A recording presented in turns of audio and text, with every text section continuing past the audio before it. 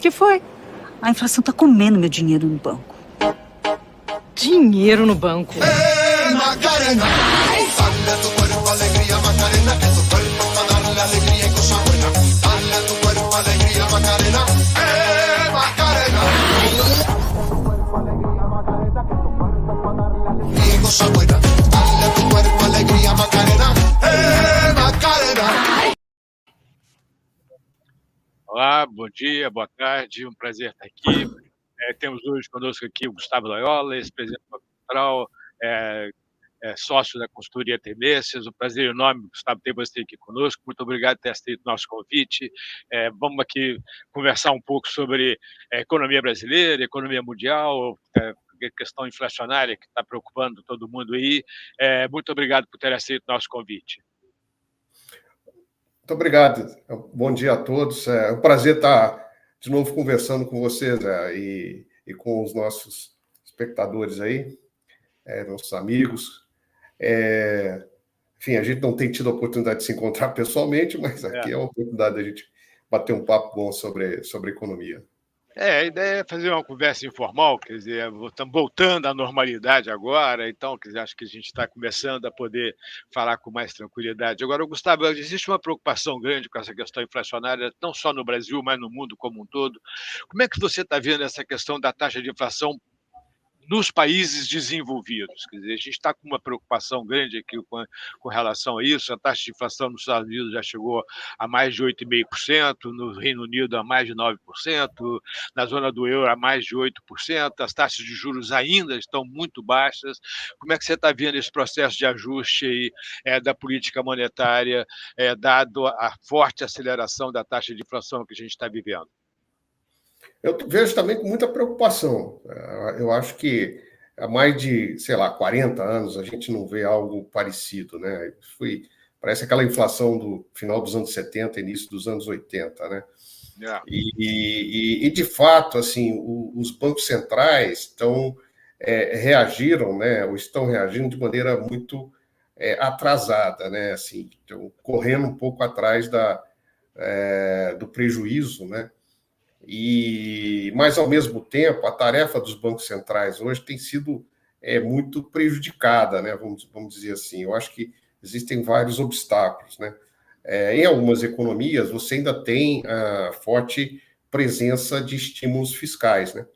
Embora tenha se reduzido em relação ao pico lá da pandemia, você ainda tem isso. Além disso, você tem as questões de oferta, né?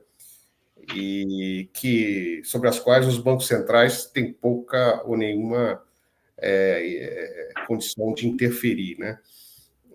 Então, tudo isso tem dificultado os bancos centrais e também, evidentemente, a inflação, mesmo nos países envolvidos, ela acaba adquirindo um certo grau de inércia, né? Que também vai, ao tempo, dificultando. Eu acho que, no final, os bancos centrais vão ter que chegar à conclusão de que terão que aplicar um remédio monetário muito mais amargo do que eles achavam de início. E o efeito colateral disso pode ser, de fato, uma recessão, né? Pode ser, de fato, uma recessão.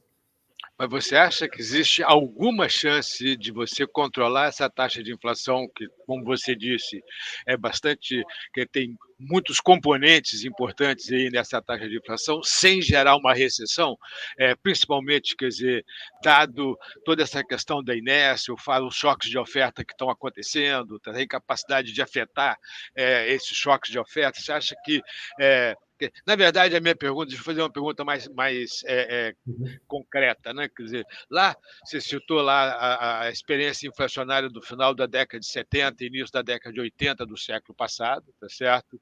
E nós vimos que lá, no final do processo, quer dizer, a única solução foi fazer um choque monetário extremamente duro, né? Quer dizer, o Volcker assumiu e colocou a taxa de juros nos Estados Unidos em 20% ao ano. Qual a probabilidade que você vê de dos bancos centrais terem que fazer um processo similar agora?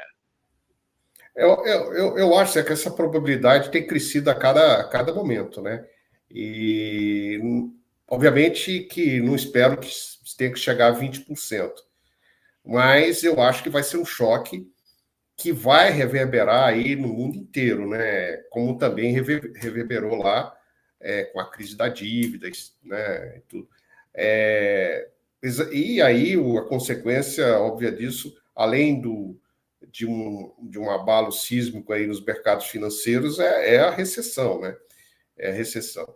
E também a gente não sabe, né, Zé, quais são as consequências mais duradouras de todo esse choque da Covid sobre as cadeias produtivas globais e também, particularmente em relação à Europa, essa questão do conflito russo-ucraniano, cujas consequências, eu acho, vão perdurar muito além da cessação das hostilidades, ou seja, o fim da guerra quente, vamos dizer assim, não significa que as cicatrizes não continuarão lá, né? Em termos principalmente da Europa, né? Na verdade, quer dizer, primeiro é difícil antever o fim da guerra quente, né? Quer dizer, Exatamente. tem um impasse, a Rússia não consegue dominar a Ucrânia não consegue expulsar a Rússia, de maneira que os países ocidentais continuam rearmando a Ucrânia a cada momento, de maneira que tem um impasse aí que pode durar anos, tá certo? E isso vai gerar problemas colaterais muito graves, na minha avaliação, pelo menos. Eu acho que a gente pode estar começando um processo extremamente complicado. Agora, Gustavo, como é que você vê o efeito sobre a economia brasileira, sobre a política monetária no Brasil, né? Quer dizer, o Brasil começou a fazer o ajuste muito mais cedo do que os outros países. Eu acho que está num estágio bem mais avançado do que a maior parte dos outros países. Como é que você vê esse processo e como é que você vê o ajuste aqui no Brasil? Bom, assim, obviamente que o Brasil não sofre com tudo isso, né? E até em escala ampliada, em função da sua condição de economia emergente, né? E da piora das condições financeiras globais. Claro que a gente se beneficia da melhora dos termos de troca por causa do alto das commodities, mas eu acho que a resultante é negativa ainda para o Brasil, né? E eu acho que isso aí, a tarefa do Banco Central brasileiro, ela é mais dificultada ainda pelas ações do governo, né? O governo fica dando tiro, não é tiro no pé, tiro de canhão no pé, sucessivamente, né? E aí eu coloco nesse bolo também o Congresso, quer dizer. Então, o aumento, quer dizer, a percepção que existe um risco fiscal crescente, não no curto prazo, né? Porque vamos dizer, a execução orçamentária tem se beneficiado da inflação, né? Mas a médio prazo, esse risco aumenta pela percepção de que você está destruindo, demolindo algumas amarras, né, que você tinha em relação à expansão fiscal, algumas regras fiscais, e também todo esse populismo crescente aí, né, que a gente vê em relação à Petrobras e ao mercado de energia em geral. Por outro lado, as perspectivas eleitorais não animam, né? Mesmo havendo uma alternância de poder, as pesquisas hoje indicam que isso pode acontecer, mas a expectativa em relação a um outro governo, mais um governo Lula, não são muito positivas, né? A julgar pelas declarações que ele tem dado, né? Que mostram que não houve aprendizado nenhum, né? E que eles continuam insistindo no PT em uma agenda absolutamente ultrapassada e que já se provou muito negativa, vamos dizer assim, para a economia, né? Na verdade, quer dizer, tem uma coisa que eu tenho observar. Primeiro, a gente fez um conjunto de reformas muito importantes aí nos últimos, 6 anos, né? Eu acho que isso é um ponto importante.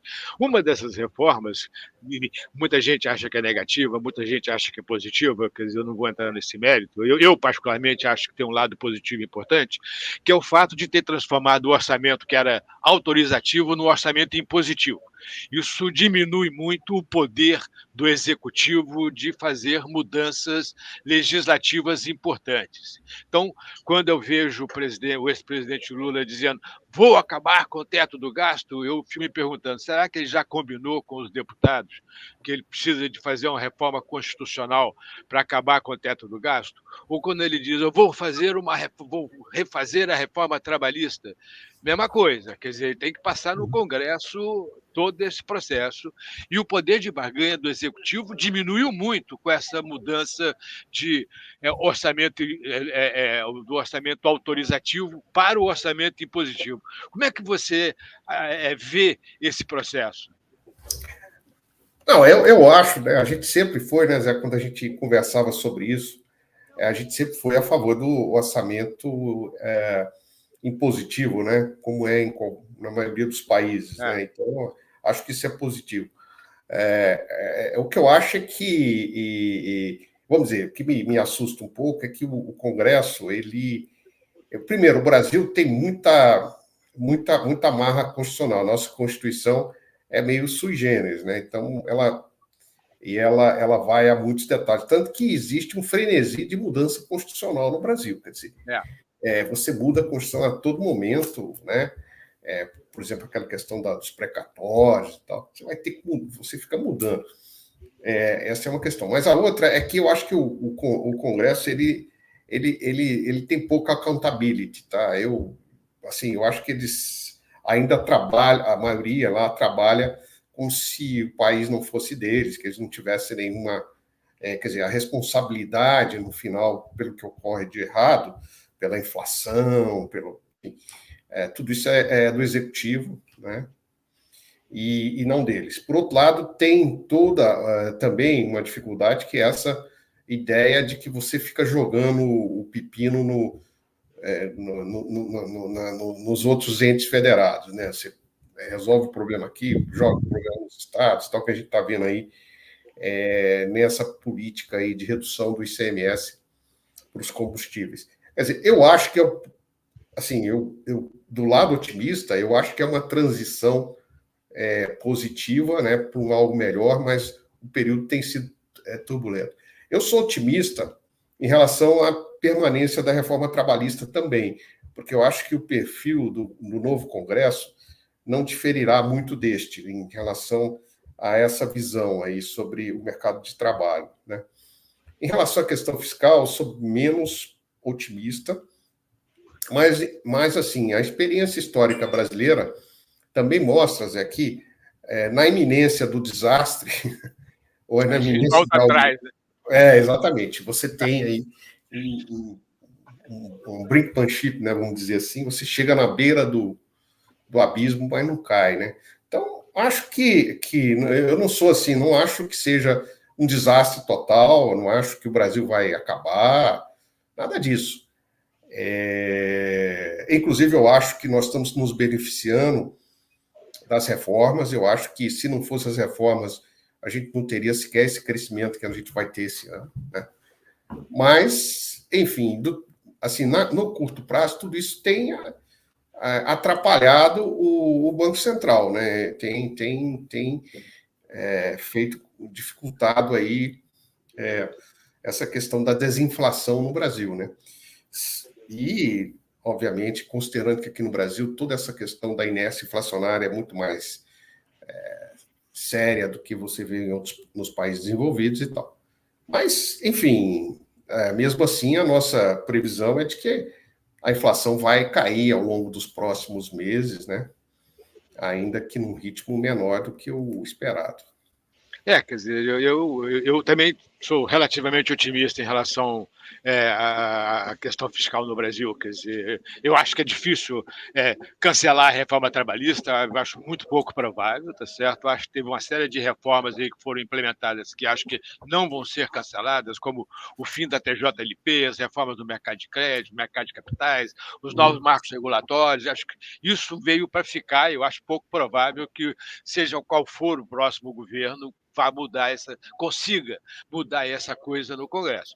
Da mesma forma, quer dizer, eu acho que não é nada simples mudar, por exemplo, a reforma trabalhista. E, ao mesmo tempo, Gustavo, eu concordo com você, eu acho que a gente está no período de transição.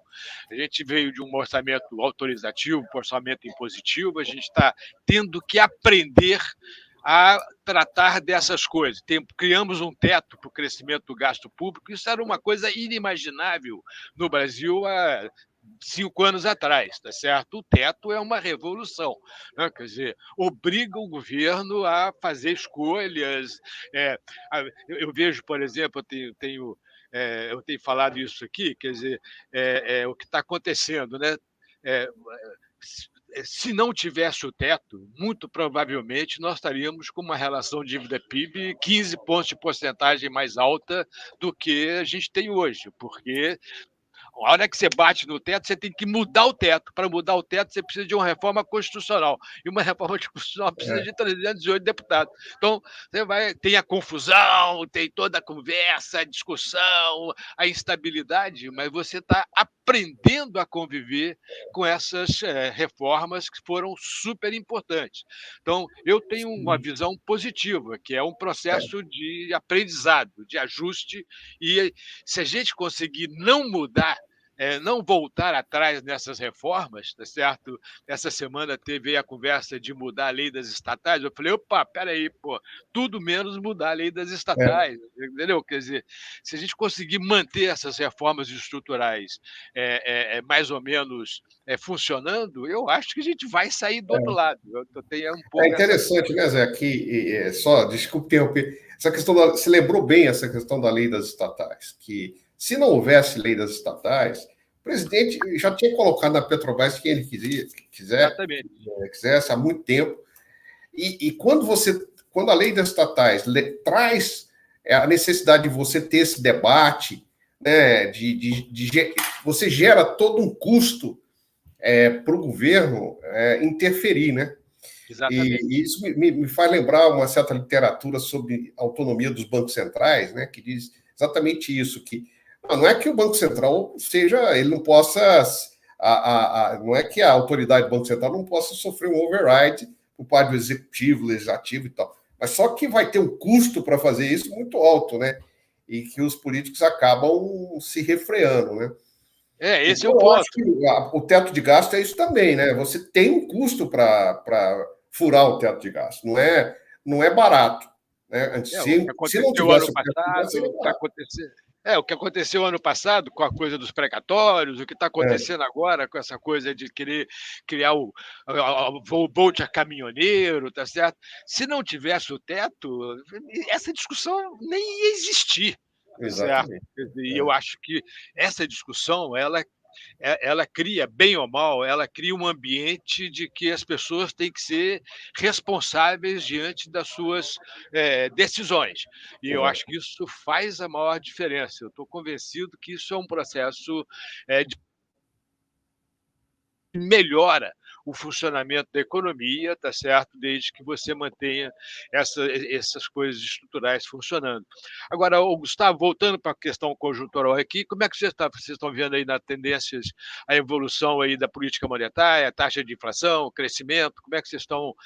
Quais são as projeções que vocês têm aí nesse momento para a economia brasileira? Bom,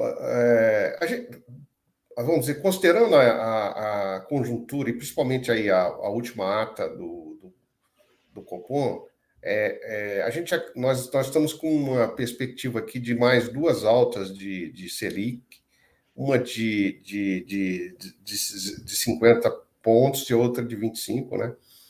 Encerrando aí o ciclo em 14%, e a manutenção de juros neste patamar aí, pelo menos até meados do ano que vem, né?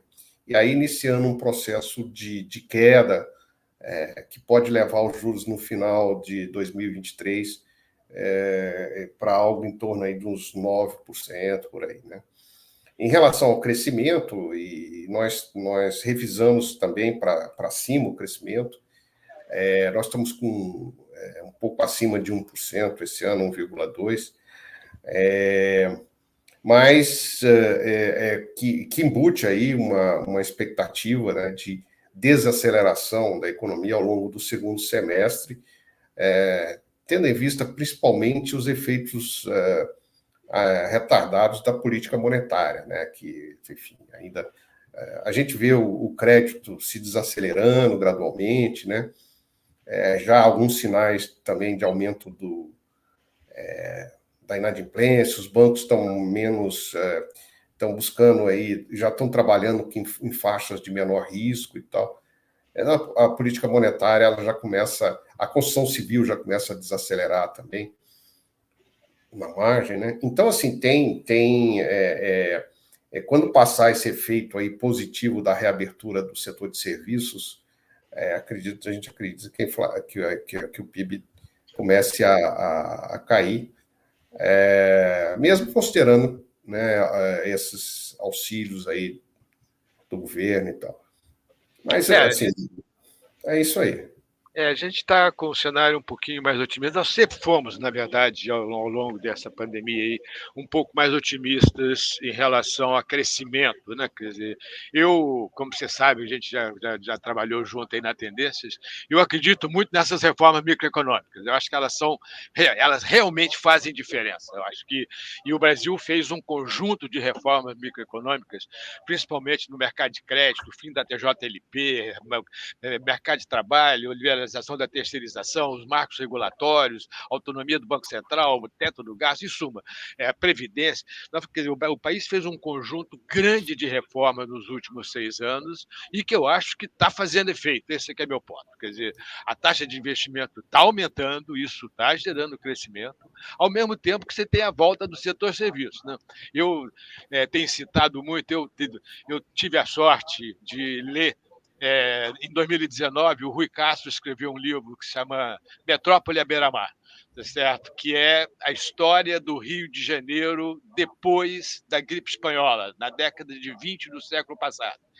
E a volta é espetacular. Na verdade, no mundo foi assim. Né? Quer dizer, você teve a volta da gripe espanhola foi espetacular. As pessoas queriam sair de casa, ir a eventos, fazer as coisas, e a economia cresceu muito e acabou dando na crise de 29, mas de qualquer forma, quer dizer, foi super importante. E é interessante porque não só crescia muito a economia, como criou movimentos muito autoritários, né? Foi início do fascismo, quer dizer, aqui no Brasil você teve o tenentismo, a coluna Prestes, quer dizer, se fundou o Partido Comunista Brasileiro, que é muito curioso que está acontecendo algo muito parecido agora com a volta aí da pandemia, tá certo? E a gente sempre incluiu isso no nosso cenário. E a gente tinha uma avaliação de que a economia ia crescer razoavelmente bem no ano passado, e a gente ainda está com uma expectativa de crescimento esse ano um pouco acima da média, de algo próximo a 1,8% em 2022. Quer dizer, é por esses dois motivos aí que eu acho que é importante. Mas, quer dizer, eu acho que no começo do ano todo mundo estava muito pessimista, que acho que agora as pessoas estão mais que voltando aí a essa trajetória e tem muito a ver com essa questão dos serviços, tá certo? Você é um especialista, desculpe interromper, você é um especialista no assunto, mas tem surpreendido positivamente o mercado de trabalho, né? Acho que a reforma trabalhista aí tem um papel importante, né? Eu acho que a reforma trabalhista é super importante. Quer dizer, eu acho que você tem várias coisas, tio Gustavo, não sei se vocês estão acompanhando aí, mas teve uma redução de demandas na Justiça do Trabalho de quase metade, tá certo? Isso significa uma redução do custo de contratação espetacular e significa também uma diminuição no custo de formalização da mão de obra. A liberalização da terceirização também teve um efeito super importante na formalização dos trabalhadores por conta própria. Hoje, 25% dos trabalhadores por conta própria têm CNPJ, tá certo? O cara vai na Receita Federal, se registra como CNPJ, que é uma forma deles poderem se oferecer para as grandes empresas, tá certo? Isso significa um grande aumento de produtividade da força de trabalho, tá certo? Você tornou o mercado muito mais flexível, uma parte grande do ajuste está sendo feito via redução de salário, em vez de ser feito via aumento da taxa de desemprego. Isso, é. Por isso a taxa de desemprego está despencando, enquanto que os salários continuam ali. Agora está começando a ter um aumento real. Então, quer dizer, a mudança é muito É. impressionante, realmente, isso é muito importante. E eu acho que isso aí, quer dizer, está fazendo com que o mercado de trabalho tenha um desempenho extremamente positivo, tanto o setor formal quanto o setor informal. Tá certo? A gente já está com a taxa de desemprego, né, se eu não estou enganado, melhor do que, ou seja, menor, né, do que lá na recessão da Dilma, né? Sem dúvida. Hoje a gente está com uma taxa de desemprego de 10,5% no último número, tá certo? Lá na recessão da Dilma chegou a 13, quase 14. 14, a diferença é muito grande. Então, quer dizer, eu Então, acho que então assim, é uma prova de que as reformas funcionam. E o mercado de crédito, né, Zé, eu tenho visto assim, a revolução que está acontecendo nos mercados financeiros é impressionante. E a famosa bancarização, né, tem ocorrido. Quer dizer, hoje tudo isso tem ajudado, ao lado das reformas do Banco Central, ajudado aí a inclusão financeira, né, de uma população que estava à margem, né? Então, isso também tem um efeito na produtividade, né? Quando você... Gustavo, fala um pouco sobre isso. Você que é um especialista nessa questão do mercado de crédito, acho que vale a pena escutar um pouco como é que você está vendo essas reformas e como que você está vendo aí os próximos passos.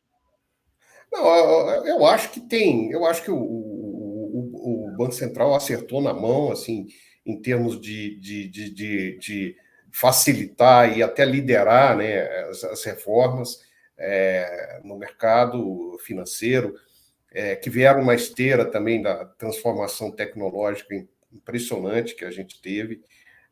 Surgiram novos players aí que desafiam os incumbentes, né, estão forçando os incumbentes a reagir. Essa revolução começou no sistema de pagamentos, ainda não chegou no mercado de crédito de uma maneira mais forte, né? Eu falo mais essa parte mais recente, mas a gente já vê efeitos, vamos dizer, efeitos defasados de reformas anteriores que começaram e fizeram uma grande diferença. Por exemplo, financiamento imobiliário hoje no Brasil, né?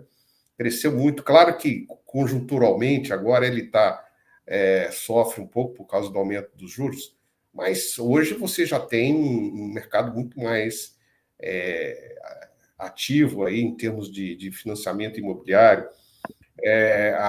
O próprio consignado foi uma coisa importante introduzida lá atrás, né? E existem uma série de outras medidas aí em debate, né? No Congresso, para fortalecer as garantias. Existe lá, por exemplo, um projeto sobre questão de retomada de veículos, a questão um projeto também interessante sobre a central de garantias, né? De registro de garantias. São coisas muito importantes que estão acontecendo. O Banco Central está num processo de implantação do Open Banking, que eu acho que o Open Finance, né? Que vai também aumentar muito a competição. Então, assim, eu acho que, quer dizer, dentro daquela agenda que a gente tem de redução dos spreads bancários e da bancarização, eu acho que a gente tem atacado, temos atacado todos os principais problemas, né? A questão da dificuldade de execução de garantias, acho que isso é uma questão importante. A questão da informalidade, que faz com que o crédito se restrinja e encareça para as populações mais desfavorecidas. E a questão da competição também tem aumentado, forçando a melhora da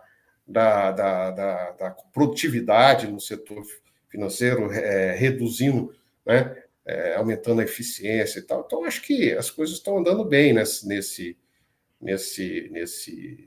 questão.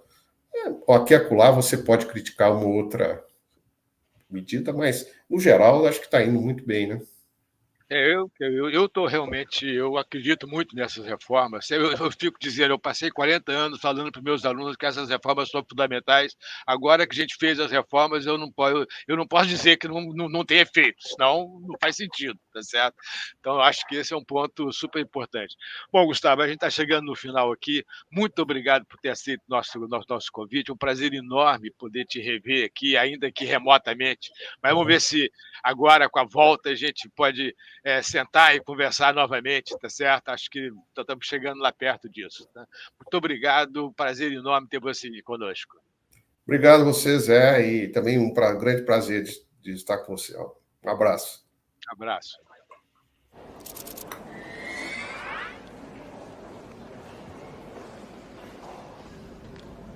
O que foi? A inflação está comendo meu dinheiro no banco. Dinheiro no banco? Macarena.